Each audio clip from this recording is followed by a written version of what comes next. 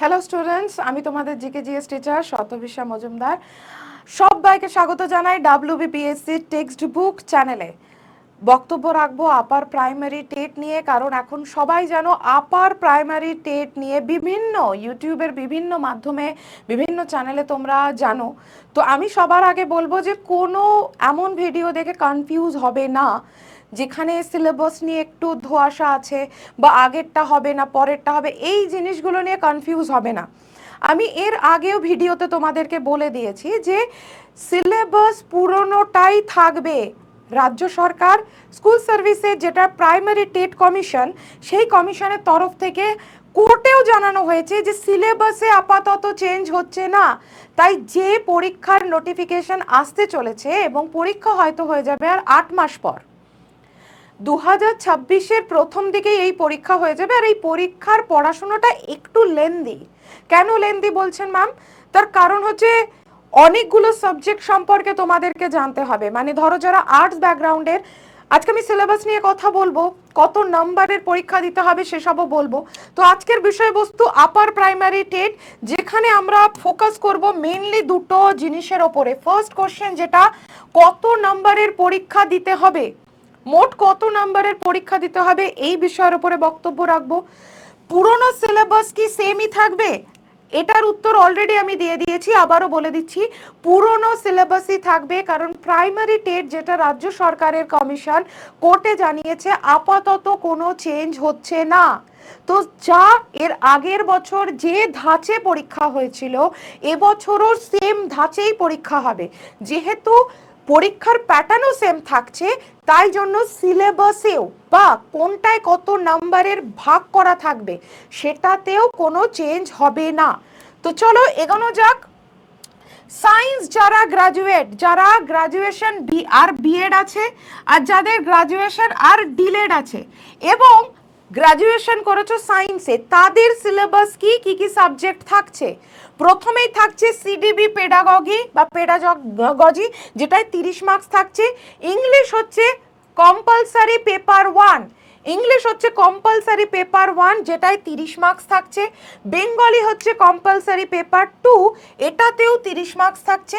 এবারে আমি বলেছি সায়েন্স গ্রাজুয়েশন, তার সাথে বিএড আছে এবং ডিএলএড আছে।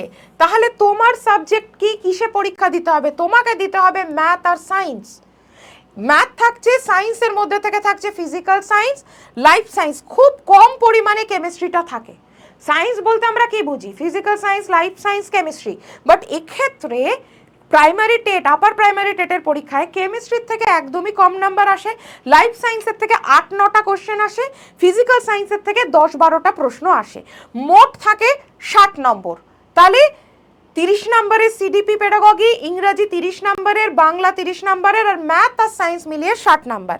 এবারে দেখবো যারা আর্টস নিয়ে গ্রাজুয়েশন করেছো, যারা আর্টস নিয়ে গ্রাজুয়েশন করেছো এবং তোমাদের গ্রাজুয়েশনের সঙ্গে, তোমাদেরও গ্রাজুয়েশনের সঙ্গে বিএড আছে অথবা গ্রাজুয়েশনের সঙ্গে ডিএলএড আছে,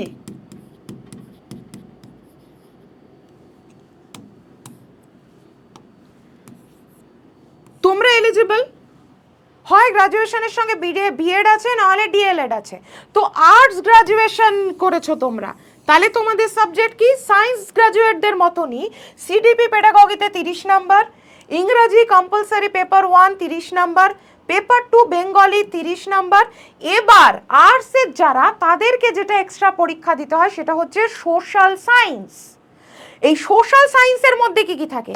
হিস্ট্রি থাকে, জিওগ্রাফি থাকে, পলিটি থাকে। আবারও বলছি, সোশ্যাল সায়েন্সের মধ্যে হিস্ট্রি, জিওগ্রাফি, পলিটি, কখনো কখনো ইকোনমিক্সের থেকে 1 নাম্বার দেয়, বেশিরভাগ টাইমেই ইকোনমিক্স থাকে না। তাহলে হিস্ট্রি, জিওগ্রাফি, পলিটি, এটাও 60 নাম্বার। তাহলে আর্টস ব্যাকগ্রাউন্ড হলে তোমাকে এই পেপারগুলো তো দিতে হচ্ছেই, তার সঙ্গে হিস্ট্রি, জিওগ্রাফি আর পলিটি, সোশ্যাল সায়েন্সের 60 নম্বর। আর যদি সায়েন্স হয়ে থাকো তোমাকেও সিডিপি, ইংরাজি, বাংলা দিতে হচ্ছে, কিন্তু তোমাকে আর ইতিহাস, ভূগোল এই রিলেটেড পরীক্ষার পেপার দিতে হবে না। তোমার জনারে ম্যাথ আর সায়েন্স চলে আসছে। তাহলে যারা সায়েন্স গ্রাজুয়েট তাদের এই 3টে সাবজেক্টের সঙ্গে এই পেপারটা দিতে হবে, ম্যাথ আর সায়েন্স। আর যারা আর্টস তাদের এই 3টে সাবজেক্টের সঙ্গে এক্সট্রা দিতে হবে হিস্ট্রি, জিওগ্রাফি, পলিটি, যেটাকে বলে সোশ্যাল সায়েন্স। তাহলে টোটাল নাম্বারের ডিভিশন কত হলো? সিডিপি পেডাগজিতে 30 নম্বর, কম্পালসারি পেপার 1 মানে ইংরাজি, মানে হচ্ছে ইংলিশ 30 নম্বর, কম্পালসারি পেপার 2 মানে বেঙ্গলি 30 নম্বর, সায়েন্স হলে ম্যাথ সায়েন্সের থেকে 60 নম্বর, আর্টসের হলে সোশ্যাল সায়েন্সের থেকে 60 নম্বর। সায়েন্সের যদি ব্যাকগ্রাউন্ডের হয় তাহলে 60, আর যদি আর্টসের হও তাহলে সোশ্যাল সায়েন্সের 60। তাহলে যোগ করলে কত হয়? 30 যোগ 30 যোগ 30 আর এই 60, মোট 150 নম্বর। তাহলে 150 নম্বরের পরীক্ষা তোমাদেরকে দিতে হবে। কিভাবে প্রস্তুতি নেবে? দুটো উপায় আছে। এক হচ্ছে WBPSC টেক্সট বুক, যে চ্যানেলে তোমরা ভিডিওটা দেখছো WBPSC টেক্সট বুক চ্যানেল, এই চ্যানেলে তোমরা ফ্রি ক্লাস পাবে আমাদের সকল স্যার ম্যাডামের সাবজেক্ট ওয়াইজ। এছাড়া ব্যাচ আনা হয়েছে, যে ব্যাচের নাম দ্রোণাচার্য ব্যাচ। কেন দ্রোণাচার্য? কারণ আমাদের দেশে, ভারতবর্ষে, যেটা কোচিংয়ের জন্য বা গুরু হিসেবে তুমি কিছু শেখাচ্ছ, সেই পারপাস যে অ্যাওয়ার্ডটাও আছে, সেই অ্যাওয়ার্ডটার নাম কি? দ্রোণাচার্য অ্যাওয়ার্ড, তাই না? তো তোমরাও গুরু হবে, শিক্ষক হবে, তার জন্যই পরীক্ষা। তো এই ব্যাচের নাম তাই জন্য রাখা হয়েছে দ্রোণাচার্য ব্যাচ। কি কি পাবে ব্যাচে? তুমি লাইভ ক্লাস পাবে, রেকর্ডেড ক্লাস পাবে। যারা অনেকে চাকরি করো, লাইভ ক্লাস করতে পারবে না, তারা রেকর্ডেড ক্লাস দেখে নিতে পারবে যতবার খুশি। একদিনে ম্যাম 2বার, হ্যাঁ দেখতে পারবে। ম্যাম একদিনে 5বার, হ্যাঁ দেখতে পারবে। ম্যাম আমি যদি 1 মাস পরে দেখি, আমার ধরুন শনি রবিবার সময় হয়েছে, আমি রেকর্ড ক্লাস দেখতে পারবো, যতবার ইচ্ছা দেখতে পারবে। লাইভ ক্লাসে স্যার ম্যাডামদের থেকে তোমরা তোমাদের যদি কোনো ডাউট থাকে সেটা জিজ্ঞেস করে নিতে পারো। বাট যদি তোমরা বিবাহিত হও, অথবা তোমাদের সংসারের কাজ আছে, অথবা তোমরা চাকরি করছো, সেক্ষেত্রে তোমরা রেকর্ড ক্লাসটা যতবার খুশি দেখে নিতে পারো। এছাড়া কি পাবে? 200-র ওপরে, 200+, দেখো আমি লিখে রেখেছি 200+ তোমরা PDF পেয়ে যাবে। আর কি পাবে? 500-র ওপরে ফুল মক টেস্ট পাবে, full length mock test. Full length মানে যেরকম পেপারে ফুল লেন্থ হয় 150 নম্বরের, সেরকমই পুরো 150 নম্বরের ফুল লেন্থ মক টেস্ট পাবে। আর কি পাবে? এক্সট্রা আরও পাবে 2000টা কোশ্চেন, সাবজেক্ট ভিত্তিক প্রশ্ন উত্তর, সলভ করা কোশ্চেন আনসারই তোমরা পাবে 2000।